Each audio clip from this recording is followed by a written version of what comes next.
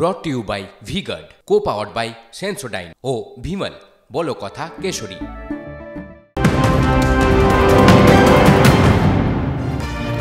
উচ্ছেদ অভিযানের মধ্যেই আজ ফের হকার ইস্যুতে জরুরি বৈঠক। দুপুর 12টায় পুলিশ প্রশাসনের সঙ্গে বৈঠকে বসবেন মুখ্যমন্ত্রী। সোমবার পুরো পরিষেবা এবং সরকারি জমির জবরদখল নিয়ে পুলিশকে জোর ধমক দিয়েছিলেন মুখ্যমন্ত্রী। আর তারপরেই জোর কদমে মাঠে নামে পুরসভা ও প্রশাসন। রাজ্য জুড়ে দিকে দিকে এই মুহূর্তে চলছে হকার উচ্ছেদ। কোথাও কোথাও পে লোডার, কোথাও বুলডোজার দিয়ে গুঁড়িয়ে দেওয়া হচ্ছে জমি, জবরদখল করে গড়িয়ে ওঠা বেআইনি দোকানপাট ঝুপড়ি। এই আবহে আজকের বৈঠকে নবান্নে মুখ্যমন্ত্রী কি নির্দেশ দেন, সকলের নজর থাকবে সেদিকেই। আসি পরের খবরে।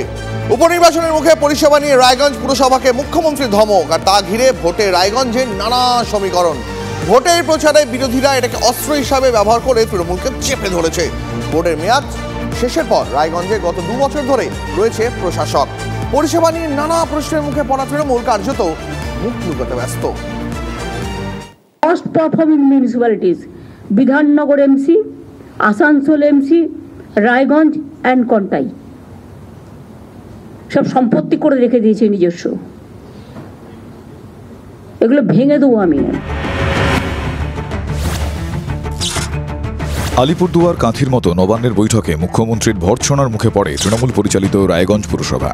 সপ্তাহ দুয়েক পর রায়গঞ্জে উপনির্বাচন, তার আগে মমতা বন্দ্যোপাধ্যায়ের ধমকে কি চাপ বাড়ল শাসক দলের ওপর? অস্ত্র পেয়ে গেল বিরোধীরা। বিজেপি থেকে কংগ্রেস সবাই বলছে পুরো পরিষেবা নিয়ে ব্যর্থতা, ভোটে টের পাবে শাসক দল।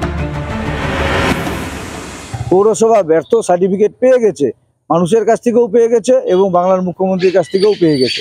আগামী কয়েকদিন পরেই 10ই জুলাই বিধানসভা ভোটে আরও একবার রায়গঞ্জ শহরবাসী সেই সার্টিফিকেটে সিলমোহর দিয়ে দিবে।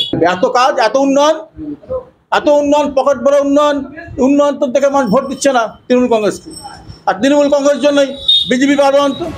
গত লোকসভা ভোটের নিরিখে রায়গঞ্জে পরিস্থিতি ভালো নয় তৃণমূলের।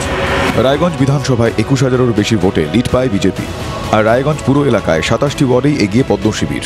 রায়গঞ্জের বাসিন্দারাও পুরসভার কাজকর্মে বেজায় ক্ষুব্ধ। অপরিষ্কার, জল যায় না কোনোদিন। ড্রেন হওয়ার পর থেকে ড্রেন দিয়ে কোনোদিন জল যায়নি। মানুষ দালান তুলছে, দালান তুলে নিয়ে ছাদ ঢালাইয়ের দ্বিতীয় পয়সা বা তৃতীয় পয়সা যেটা আছে সেটা পাচ্ছে না। মুখ্যমন্ত্রী একদম পুরোপুরি সত্যি কথা বলেছেন। রাস্তাঘাটও ঠিক মতন তৈরি হয় না। একটা রাস্তা 3-4 বছরে টেন্ডার হয়, জঞ্জাল থাকে, জঙ্গল থাকে, তারপরে নোংরা থাকে। মুখ্যমন্ত্রীর মন্তব্যে খানিকটা বেকায়দায় পড়েছেন তৃণমূলের প্রার্থী কৃষ্ণ কল্যাণী। কারণ রায়গঞ্জের পুরো প্রশাসক সন্দীপ বিশ্বাসকে সামনে রেখেই ভোট পার হতে চাইছিলেন কৃষ্ণ। মুখ্যমন্ত্রী আমাদের অভিভাবক, কোথাও যদি কাজের অনিয়ম হয় তাহলে সেটা তো উনি বলতেই পারেন, আর উনার বলাতে আমরা আগামী দিনে আরো সজাগ হবো, আরো ভালো করে কাজ করবো। মুখ্যমন্ত্রীর এই মন্তব্যকে হাতিয়ার করে শাসক দল তৃণমূল কংগ্রেসকে চাপে রেখে লাভের অঙ্ক কষতে শুরু করেছে বিরোধীরা। রায়গঞ্জ উপনির্বাচনে এর কতটা প্রভাব পড়ে তা কিন্তু সময়ই বলবে। উত্তর দিনাজপুর থেকে ক্যামেরায় মৃত্যুঞ্জয়ের সঙ্গে রূপক, TV9 বাংলা।